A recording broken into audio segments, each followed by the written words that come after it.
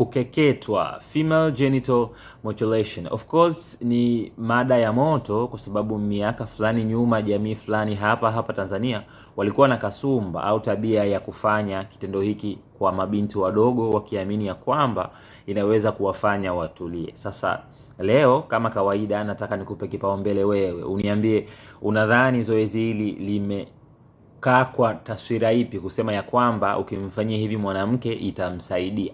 Okay? Niambie kwenye comment sababu unayodhani zoezi hili lilikuwa linafanyika kwa sababu gani, na je, kiuelewa wako unadhani ni kweli tija ipo na kinatokea nini mpaka mtu anaamini ya kwamba anaweza kuwa controlled kutoka kwenye changamoto kama hizi na akatulie kwenye ndoa. Kumbuka hii ni Swahili Medics. Ipo hapa kwa ajili ya kila mtu, hivyo muite rafiki na yeye amuite rafiki ili ziwekwe kwenye comment hapa namna gani inatazamiwa mwisho wa siku tujifunze kwa pamoja.